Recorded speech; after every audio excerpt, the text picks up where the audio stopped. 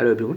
आज की इस वीडियो में हम सॉल्व करने वाले हैं SSC JEE mains 2020 civil engineering की मेमोरी बेस्ड क्वेश्चन का डिटेल सॉल्यूशन।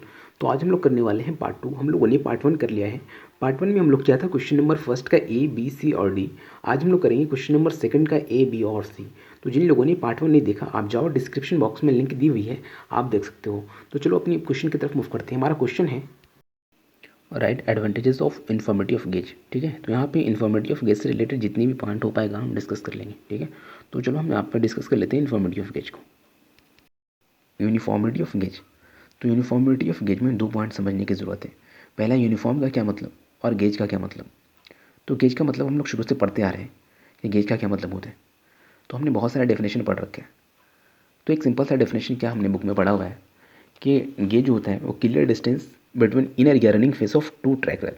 ठीक है, तो इसे डायग्राम से समझने की कोशिश करो कि गेज क्या होता है। उसके बाद हम समझाते हैं कि यूनिफॉर्म का क्या मतलब होता है, देन समझाएंगे इन्फॉर्मेटिव ऑफ गेज का क्या मतलब होता है। तो ये गेज का क्या मतलब हुआ। गेज का मतलब हमने बोला कि किलर डिस्टेंस बिटवीन इनर और running face of two track rail. ठीक है, ये हमने स्लीपर बनाया। ठीक है, ये हमारी स्लीपर है। यहाँ पे क्या होगी, यहाँ पे रेल होगी। ठीक है, रेल होगी, यहाँ पे एक रेल होगी। ठीक है, बात समझ में आ रही है। तो इसकी जो इनर फेस होगी, इनर फेस जो होगी, ये हमारी क्या कहलाती है, ये हमारी कहलाती है गेज। ठीक है, तो गेज की डिफरेंट टाइप्स होते हैं। नैरो गेज हो गया, मीटर गेज हो गया, ठीक है, ब्रॉड गेज हो गया, स्टैंडर्ड गेज होगी। तो बहुत सारे डिफरेंट टाइप्स होते हैं।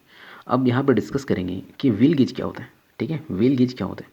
तो व्हील गेज का डेफिनेशन बुक में लिखा हुआ है, distance between the inner face of a pair of a wheel is called wheel gauge. ठीक है, तो ये जो इनर फेसेस की होगी व्हील की, पेयर ऑफ व्हील की, ये हमारी व्हील गेज कहलाती है। ठीक है, ये तो बात समझ में आ रही है गेज क्या होती है। अब यहाँ पे यूनिफॉर्मिटी ऑफ गेज का मतलब समझिए। यूनिफॉर्म का क्या मतलब होता है। यूनिफॉर्म का मतलब होता है थ्रू आउट सेम। ठीक है, तो हम कह सकते हैं इन्फॉर्मिटी ऑफ गेज का मतलब थ्रू आउट यूनिफॉर्म। ठीक है, थ्रू आउट यूनिफॉर्म गेज। बात आ रही समझ में। तो इससे क्या होगा, अगर थ्रू आउट यूनिफॉर्म का मतलब होता है अगर हमने ब्रॉड गेज यूज़ किया हुआ है तो हर जगह पे ब्रॉड गेज यूज़ किया हुआ है। अगर हमने मीटर गेज यूज़ किया हुआ है तो हर जगह मीटर गेज यूज़ किया हुआ है। इससे क्या होती है, बहुत सारे डिफिकल्टीज़ को हम अवॉइड कर सकते हैं। मोस्टली डिफिकल्टीज़ को हम अवॉइड कर सकते हैं। अगर हम डिफिकल्टीज़ को अवॉइड कर सकते हैं, इसका क्या मतलब कि हमें बेनिफिट क्या हो सकता है, इसका इन्फॉर्मेटिव ऑफ गेज का एडवांटेजेस क्या हो सकती है। ठीक है, तो इस बारे में भी हम डिस्कस कर लेना कि आखिर क्या डिसएडवांटेज है। तो सबसे पहले हम इसे समझने की कोशिश करें, उसके बाद हमने पॉइंट वाइज कर डिस्कस कर देनी है। तो सबसे पहले समझो कोई स्टेशन ए है। ठीक है, कोई स्टेशन ए है, हमारी सेकंड स्टेशन बी है। ठीक है, सेकंड स्टेशन बी है, हमारी थर्ड स्टेशन सी है। ये बात समझ में आ रही है।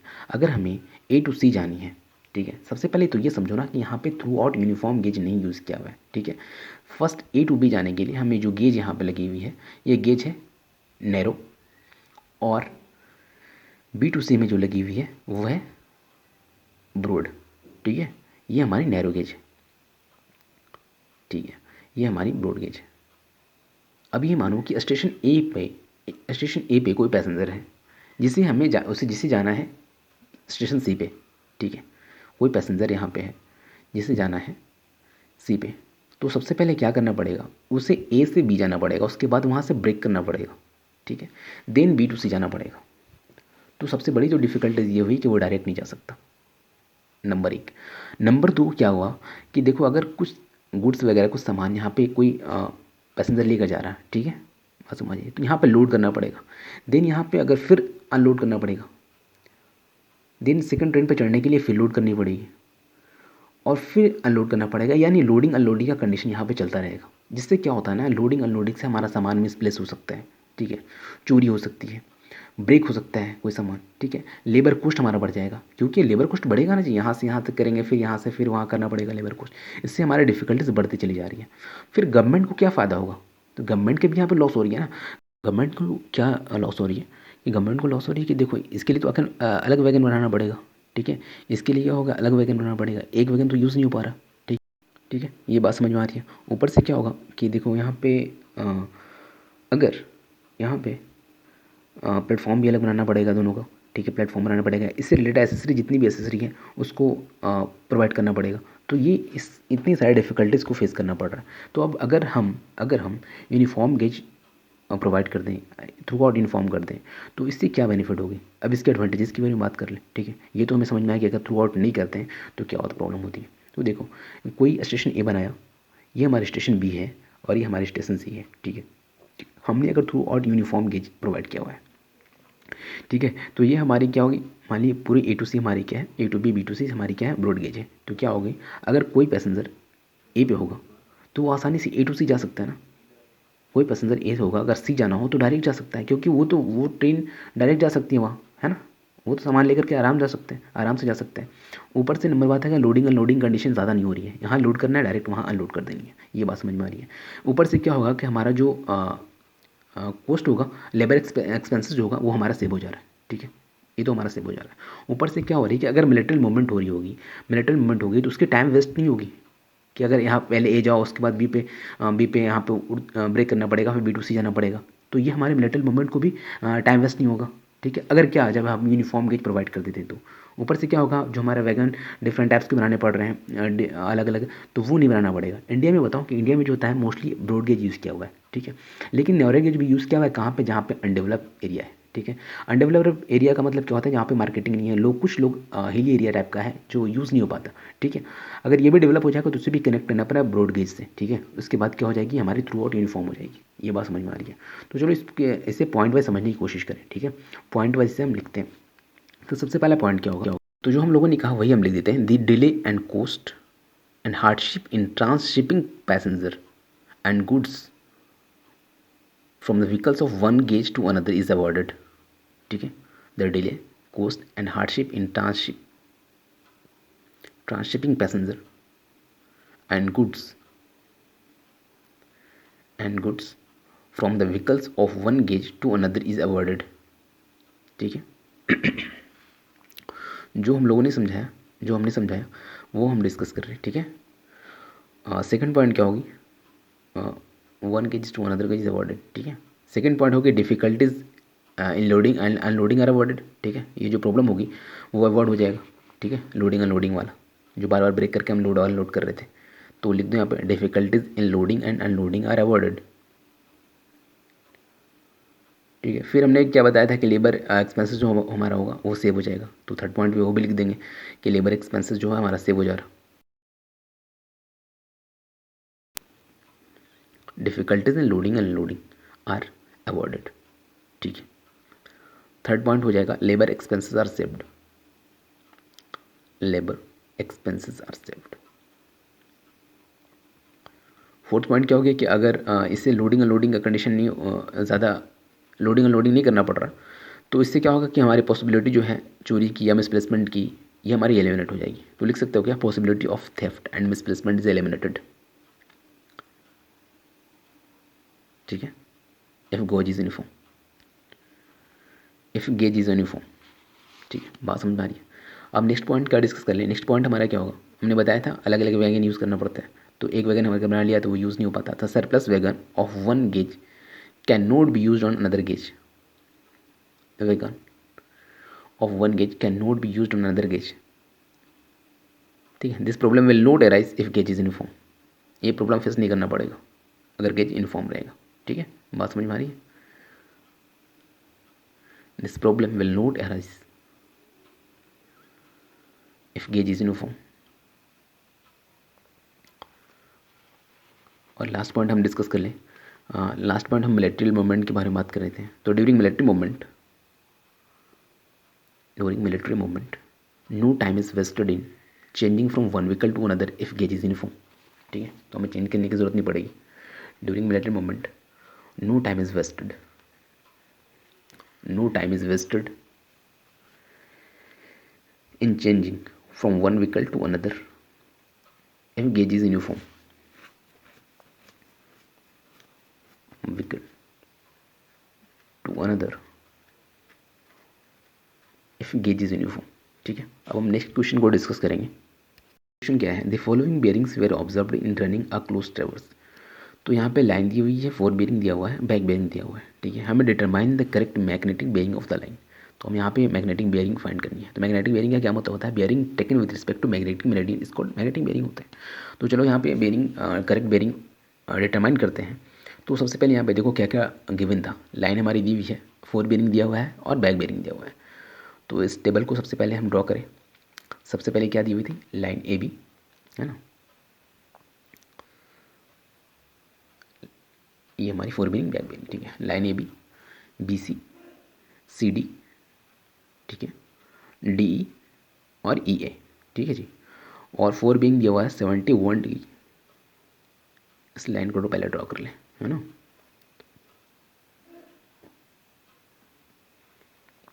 तो 4 बेरिंग है 71 degree 5 minute, 110 degree 20 minute, 161 degree 35 minute, 220 degree 50 minute और 300 डिग्री 50 मिनट। अब बैक बेरिंग की बात करें, बैक बेरिंग क्या है हमारा 250 degree 20 minute, 2 degree 35 minute, 341 degree 45 minute, 40 degree 5 minute, 121 degree 10 minute, 121 degree 10 minute, ठीक है। तो सबसे पहले इन चीज़ों को देखने के लिए हमें डिटरमाइन करना है क्या, करेक्ट बेरिंग डिटरमाइन करनी है। तो उससे पहले ये चेक करो ना, डिटरमाइन करने के लिए करेक्ट बेरिंग हम तब डिटरमाइन कर सकते हैं। तो पहले देखेंगे यहाँ पर कितनी स्टेशन जो है वो लोकल अट्रैक्शन से अफेक्टेड है और कितनी स्टेशन जो है फ्री फ्रॉम लोकल अट्रैक्शन है। तो देखो यहाँ पे करना पड़ेगा उसके लिए कि हमें 4 बेरिंग बैक बेरिंग की जो डिफरेंस आनी चाहिए वो 180 डिग्री होनी चाहिए। अगर डिफरेंस 180 डिग्री नहीं आती है तो हम यहाँ पर क्या करेगा, लोकल अट्रैक्शन से अफेक्टेड होगा स्टेशन। तो यहाँ पर सबसे पहले 4 बेरिंग माइनस बैक बेरिंग कर लेते हैं, ठीक है। तो यहाँ से डिफरेंस देखें अगर पहले ए बी लाइन के लिए तो वो आ जा रही है 179 डिग्री 15 मिनट, ठीक है। सेकंड हमने माइनस किया तो हमारा वैल्यू आ रही है 122 डिग्री 15 मिनट, ठीक है। थर्ड आ रही है हमारी 180 डिग्री 10 मिनट। फोर्थ आ रही है 180 डिग्री 45 मिनट और हमारी ई ए लाइन के लिए आ रही है 179 डिग्री 40 मिनट, ठीक है। तो यहाँ पे कोई भी एग्जैक्ट वैल्यू नहीं है, एग्जैक्ट डिफरेंस नहीं आया 180 degree 4 bearing minus back bearing का। तो यानी कहने कह सकते हैं क्या, सारे स्टेशन जो है अफेक्टेड है लोकल अट्रैक्शन से, ठीक है। तो every station is affected by local attraction. हमने ऑब्जर्व कर लिया है क्या कि सारी स्टेशन जो है लोकल अट्रैक्शन से अफेक्टेड है। तो अगर अफेक्टेड है तो हमें क्या करना पड़ेगा, तो इसके लिए हमने क्या करना है, सबसे पहले हमें इंटर एंगल फाइंड करनी है, ठीक है। क्यों ऐसा है, क्योंकि 4 बेरिंग माइनस बैक बेरिंग की वैल्यू एग्जैक्ट 180 डिग्री नहीं आ पा रही है, ठीक है। ये बात समझ में आ रही है। तो हमें क्या करना है, हमें फाइंड करनी है सबसे पहले enter angle. Correct bearing find करने के पहले ये सारी प्रोसेस करना पड़ेगा। तो इंटर एंगल फाइंड करेंगे, इससे पहले प्रोसेस है, पहला ही है कि ये पता करना होगा कि ये जो ट्रैवर्स है क्लॉकवाइज है या एंटी क्लॉकवाइज है। अगर क्लॉकवाइज होगा तो हमारी अप्रोच अलग होगी, अगर एंटी क्लॉकवाइज होगी तो हमारी अप्रोच अलग होगी। बात समझ में आ रही है, ठीक है। तो सबसे पहले ये देखना, उसके बाद इंटर एंगल फाइंड करने के बाद हमने क्या करना है कि हमें थियोरेटिकल सम से देखना है, सम करके देखना है कितनी डिग्री आ रही है। उसके बाद थियोरेटिकल सम देखना है कि हमारी कितनी डिग्री आ रही है। उसके बाद हमने देखना है कि उसका एरर कितना हुआ, ठीक है। एरर जैसे होगा, अगर माइनस में एरर होता है तो हमें प्लस में करेक्शन अप्लाई करना पड़ेगा, अगर प्लस में एरर होता है तो हमें करेक्शन माइनस में अप्लाई करना पड़ेगा, ठीक है। तो करेक्शन अप्लाई कर दिए, उसके बाद क्या होगा, करेक्शन अप्लाई करने के बाद हमारी करेक्ट बेरिंग फाइंड हो पाएगी, ठीक है। करेक्ट बेरिंग फाइंड हो पाएगी, ये बात तो समझ में आ रही है। तो चलो सबसे पहले हम 4 बेरिंग से हम ट्रैवर्स को ड्रॉ करें कि कैसे होगा। उसके बाद हमें देखते हैं कि पहले क्लॉकवाइज है कि एंटी क्लॉकवाइज है, पहले ये हमें देखना होगा, उसके बाद उसके अकॉर्डिंग अप्रोच लेना होगा। तो देखो यहाँ पे कोई पॉइंट ए है, यहाँ पे 4 बेरिंग क्या है 71 डिग्री 5 मिनट, तो फर्स्ट क्वाड्रेंट पे जा रही है, यहाँ पे कोई प्रॉब्लम तो नहीं हो रहा ना, 71 डिग्री 5 मिनट। यहाँ पर पॉइंट बी आ गई, पॉइंट बी के लिए क्या है 110 डिग्री 20 मिनट। तो ठीक है, 110 फर्स्ट क्वाड्रेंट में 90, सेकंड में आ जाएगा, ये सेकंड में आ जाएगा, ठीक है। बात समझ में आ रही है, 110 डिग्री 20 मिनट, ये बात समझ में आ रही है। थर्ड में देखो ना, सी डी लाइन के लिए क्या थी, पॉइंट सी के लिए 161 डिग्री 35 मिनट, 161, ठीक है। ये भी सेकंड में ही आया, ठीक है। तो यहाँ नॉर्थ से लेते हैं ना, तो 161 डिग्री 35 मिनट। अब देखो नेक्स्ट के लिए क्या, 220 डिग्री 50 मिनट है ना, 220 डिग्री 50 मिनट, यानी थर्ड में आ गए, ठीक है। थर्ड में आ गए हम लोग 220 डिग्री 50 मिनट। और फाइनल हमारे आ गए, फाइनल आ गए पॉइंट पे, वो है हमारा 300 डिग्री 50 मिनट, यानी फोर्थ में आ गया, फोर्थ में एंटर करके, क्योंकि थर्ड तक 220 तक थर्ड में था। तो ये हमारी हो गई 300 डिग्री 50 मिनट, ठीक है। 300 डिग्री नॉर्थ से 300 डिग्री 50 मिनट, ये बात समझ में आ रही है। चलो ठीक है, तो यहाँ पे देखो क्लॉकवाइज या एंटी क्लॉकवाइज, मुफ्त वैसे क्या ना, तो ये हमारी क्लॉकवाइज हो गई, क्लॉकवाइज हो गई। अब यहाँ तुम्हारे पे कन्फ्यूज होगी कि तो एंटी क्लॉकवाइज कैसे हो सकता था, क्लॉकवाइज कैसे, एंटी क्लॉकवाइज कैसे हो सकता था। तो देखो एंटी क्लॉकवाइज कैसे हो सकता था, यहाँ पर एग्जांपल देने की कोशिश करते हैं। माना कि अगर 4 बेरिंग 191 डिग्री होता, 190 डिग्री होता, ठीक है, मान लेते हैं 4 बेरिंग अगर ए बी लाइन के लिए 190 डिग्री होता, 190 डिग्री होता, तो देखो क्या होता, ये जो है ये 90 180 यहाँ चला था, तो पॉइंट ए इस साइड था और पॉइंट बी यानी नीचे की तरफ मूव करना शुरू हो गया, एंटी क्लॉकवाइज हो जाता। तो ये हमारी एंटी क्लॉकवाइज हो रही थी, हमारी क्लॉकवाइज हो रही है, तो अप्रोच जो होगा क्लॉकवाइज के अकॉर्डिंग होगा। ठीक है, तो यहाँ से हम अगर एक क्लॉकवाइज होगा तो एंट्री एंगल हम लोग कैसे फाइंड करते हैं? ठीक है, एंट्री एंगल फाइंड करते हैं जैसे कि अगर हमें पॉइंट ए की एंट्री एंगल फाइंड करनी होगी अगर एंगल ए फाइंड करना होगा तो हम क्या करेंगे? हाँ, अगर एंगल ए की जस्ट पहले बैक बेरिंग क्या है इसका, इसकी बैक बेरिंग क्या है? ई ए की बैक बेरिंग होगी। ठीक है, तो इसकी बैक बेरिंग 179 डिग्री 40 मिनट, और इसके बाद ए बी की फोर बेरिंग क्या है 70। इस दोनों को माइनस कर देंगे तो हमें क्या एंगल ए मिल जाएगा। एंगल बी की बात करें तो इसकी जस्ट पहले यानी ए बी की बैक बेरिंग क्या होगी और बी सी की फोर बेरिंग क्या होगी, ये दोनों को माइनस करेंगे तो हमें क्या निकल आएगा, हमारे एंगल भी निकल आएगा। इस तरह हम एंट्री एंगल फाइंड करते चले जाएंगे। ठीक है, उसके बाद देखेंगे इसका सम क्या होता है, देन इसका हम क्या करना पड़ेगा, उसके बाद हम थियोरेटिकल सम करते हैं, देन इससे पता चल जाएगा कि हमारा एरर कितना आ रही है, उसके बाद करेक्शन कितना अप्लाई करना पड़ जाएगा, तब हम जाके करेक्ट कर पाएंगे। ठीक है, तो चलो पहले एंगल ए बी सी में जाते हैं। Angle A B C, angle A B C का क्या मतलब, यानी हम एंगल बी को फाइंड कर रहे हैं ना, एंगल बी को फाइंड कर रहे हैं। ठीक है, एंगल बी को फाइंड कर रहे हैं, तो एंगल ए बी सी के लिए हम क्या करेंगे, ए बी की बैक बेरिंग, ठीक है, ए बी की बैक बेरिंग बी सी की फोर बेरिंग से, ए बी की back bearing minus B C की फोर बेरिंग। ठीक है, ये बात समझ में आ रही है। तो ए बी की बैक बेरिंग क्या थी 250 डिग्री 20 मिनट, माइनस कर दो 110 डिग्री 20 मिनट, तो यहाँ से angle A B C is equal to आ जा रही है 140 degree. Angle A B C is equal to 140 degree, यानी एंगल भी हमारे फाइंड हो गया 140 डिग्री। ये बात समझ में आ रही है। अब आते हैं एंगल सी में, यानी एंगल बी सी डी। ठीक है, एंगल बी सी डी, तो एंगल बी सी डी में क्या करेंगे, back bearing of B C minus fore bearing of C D. बात समझ पा रही है, back bearing of B C minus fore bearing of C D, fore bearing of C D. तो यहाँ से back bearing of B C है 292 degree 35 minute, 2 degree 35 minute minus 161 degree 35 minute, 161 degree 35 minute. तो यहाँ से एंगल बी सी डी आ जा रही है हमारी 131 डिग्री। ठीक है, एंगल बी सी डी हमने एंगल सी फाइंड कर लिया। चलो ठीक है, ये बात समझ में आ गई। अब एंगल सी डी में आते हैं, एंगल सी डी ई में आते हैं। ठीक है, तो एंगल सी डी में क्या है, बैक सी डी की back bearing minus D E की फोर बेरिंग, है ना। सी डी में back bearing of C D minus fore bearing of D E. तो सी डी की बैक बेरिंग क्या थी 341 degree 45 minute, degree 45 minute minus 220 degree 50 minute, 220 degree 50 minute. बात आ रही समझ में। तो यहाँ से एंगल सी डी निकल के आ रही है हमें 120 डिग्री 55 मिनट, 120 डिग्री 55 मिनट। चलो एंगल डी तक तो काम हो गया मेरा। अब हम आते हैं आगे, आगे हमारा एंगल डी ई ए, यानी एंगल ई के बारे में डिस्कस कर लें। तो यहाँ पे देखो, यहाँ पे थोड़ा सा समझने की बात है। ठीक है, क्योंकि यहाँ पे तुम कंफ्यूज करोगे। Back bearing of D E, back bearing of D E minus fore bearing of E, तो यहाँ पर तुम कहोगे कि बैक बेरिंग ऑफ डी जो बैक बेरिंग है ग्रेटर है फोर बेरिंग से, है ना। यहाँ पे कन्फ्यूजिंग है तो माइनस में आंसर आने वाला है। तो देखो क्या है, back bearing of D E 40 degree 5 minute minus E A की फोर बेरिंग क्या होगी 300 डिग्री 50 मिनट। तो इससे करोगे तो ये आ जा रही है हमारी क्या, ये हमारा आ जाएगा 260 डिग्री 45 मिनट माइनस में। ठीक है, ये हमारी वैल्यू माइनस में है, यानी हम लिख सकते हैं माइनस लिख के लिख दो, एक्सटीरियर लिख दो, ये हमारी एक्सटीरियर एंगल हो गई। अगर इंटीरियर एंगल करने हो तो प्लस 360 कर देंगे। ठीक है, ये वैल्यू माइनस में है याद रखना। तो क्या हो जाएगी 99 डिग्री 15 मिनट हमारा हो जाएगा। ठीक है, 99 डिग्री 50 मिनट हो जाएगा, 15 मिनट हो जाएगा। तो ये हमारी वैल्यू होगी इंटीरियर होगी, इंटीरियर होगी। ठीक है, तो हमारी इंटीरियर एंगल ही फाइंड करनी है ना, तो हमारी interior angle angle D E A. ठीक है, ये तो हमने फाइंड कर लिया, बात होगी। अब लास्ट आते हैं एंगल ई ए बी, यानी एंगल ए के बारे में फाइंड करनी है। Angle E A B is equal to back bearing of E है, तो बैक बेरिंग ऑफ ये हमारे निकला 99 डिग्री।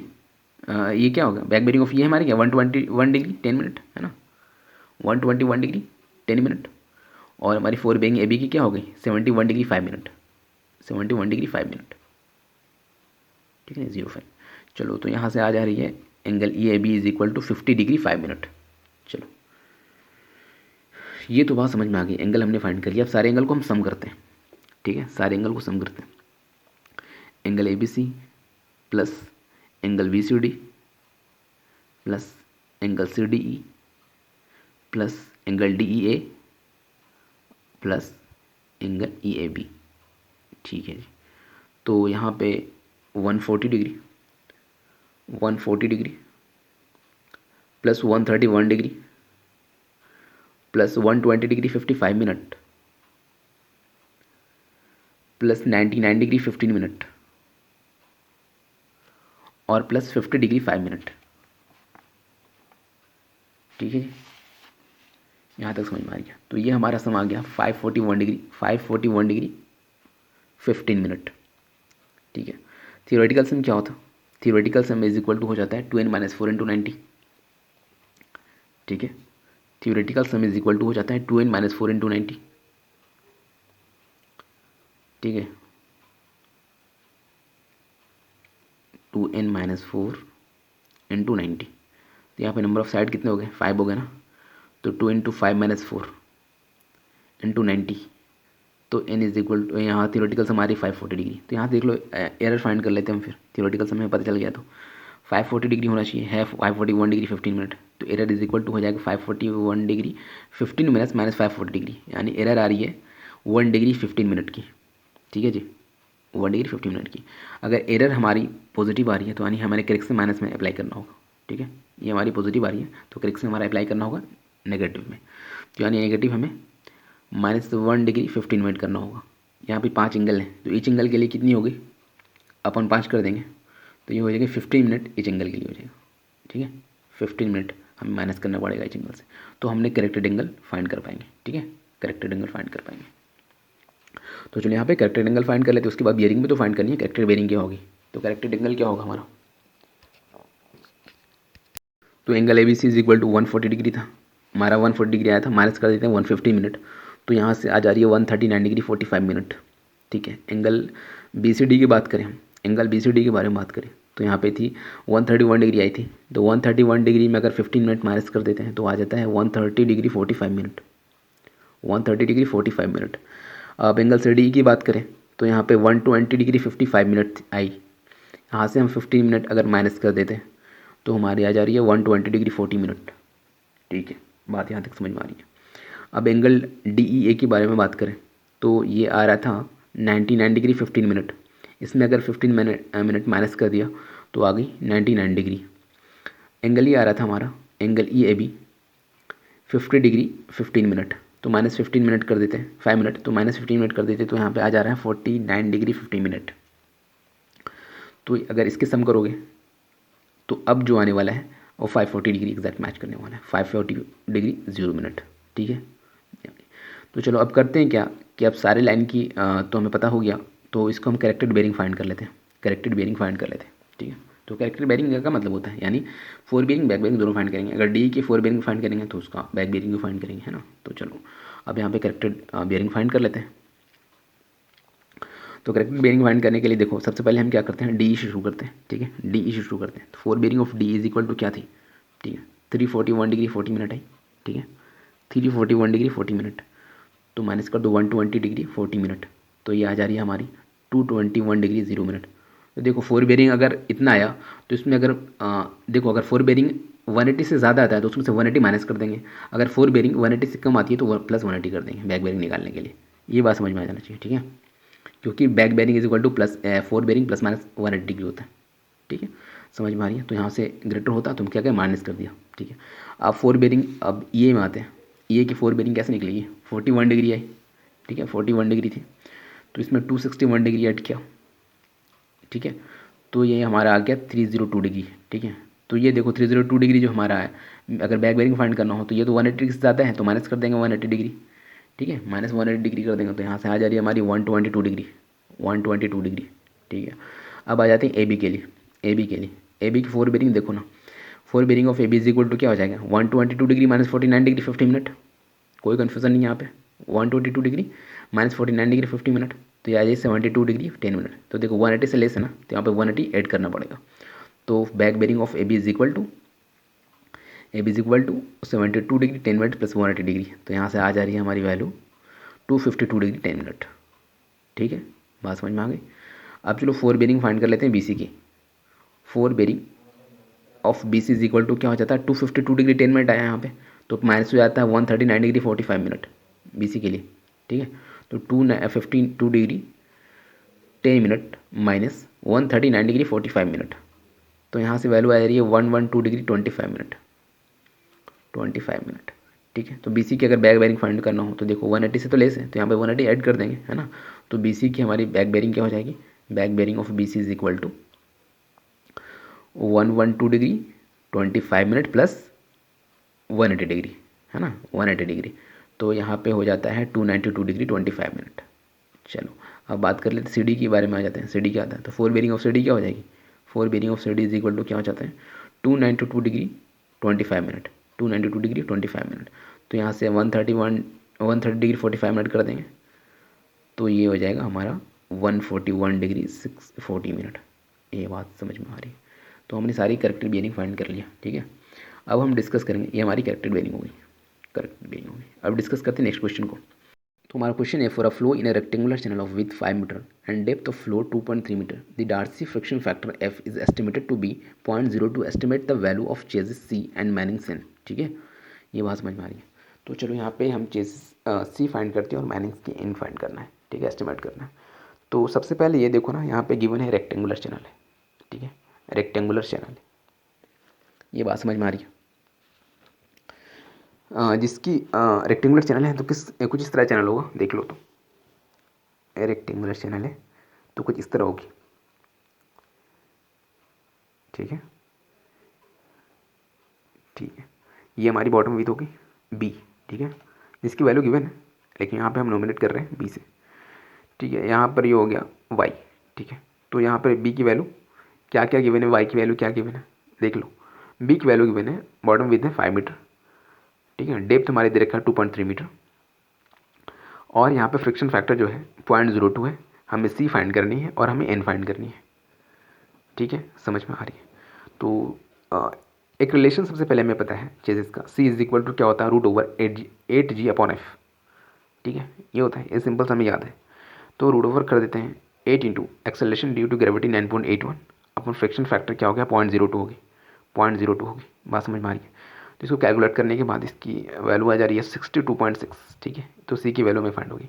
अब देखो ना, मैनिंग्स की एन और चेजिस की सी में एक रिलेशन है, C is equal to 1/n into r⁴ 1/6।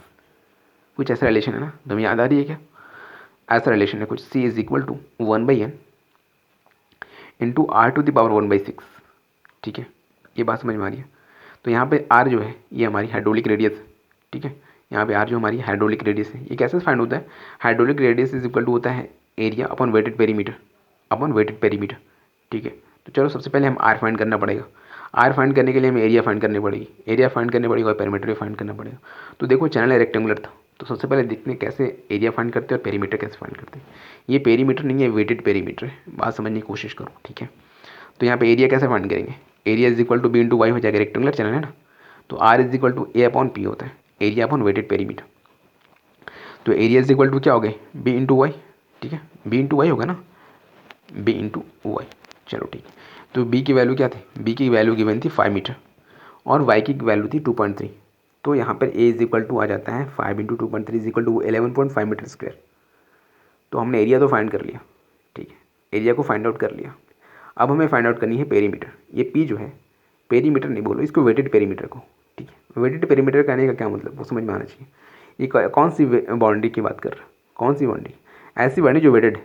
तो यहाँ पर देखो, यहाँ पे चैनल है, ये पानी होगी, ये वाटर होगा इसके अंदर, तो ये हमारी वेट होगा, ये हमारी वेट होगी और ये हमारी वेट होगी। तो ये वेटेड पेरीमीटर की बाउंड्री तो यही होगी ना कुछ। तो Y plus B plus Y, तो टोटल बाउंड्री ये हो गया। तो इसमें लिख सकते हैं क्या, perimeter is equal to B plus 2 Y. तो ये हमारी वेटेड पेरीमीटर इस तरह फाइंड होगा चैनल की। ठीक है, बात समझ में आ रही है। तो चलो यहाँ पे बी की वैल्यू गिवन है 5 मीटर, तो P is equal to 5 plus 2 into 2.3, 2 into, तो यहाँ से आ जा रही है P is equal to 9.6 metre. ठीक है, तो हमने वेटेड पेरीमीटर भी फाइंड कर लिया। तो आर फाइंड कर लेते हैं। आर इज इक्वल टू क्या होता है, एरिया अपॉन वेटेड पेरीमीटर। तो R is equal to area हो गया हमारा 11.5, वेटेड पेरीमीटर 9.6, ये मीटर स्क्वायर में, ये मीटर में है। तो हमारी आर की वैल्यू आ जाएगी 1.198 मीटर, 1.198 मीटर। ठीक है, ये बात समझ में आ रही है। चलो, तो अब सारी वैल्यू तो नोन हो गई, तो हम सी अभी नोन है, तो एन फाइंड करना है हमें ना। C is equal to 1/n into R to the power 1/6। तो N is equal to cross करोगे तो क्या हो जाएगा, N is equal to 1/c R to the power 1/6। कोई प्रॉब्लम तो नहीं है, 1/6 ठीक है जी। तो यहाँ से वैल्यू को रख दो 1/c, यानी सी की वैल्यू थी हमारे 62.6, ठीक है। आर की वैल्यू क्या आई 1.198 टू द पावर 1/6। तो यहाँ से आ जा रही है 1.198 टू द पावर 1/6 का वैल्यू आ जाता है 1.0306 अपॉन 62.6।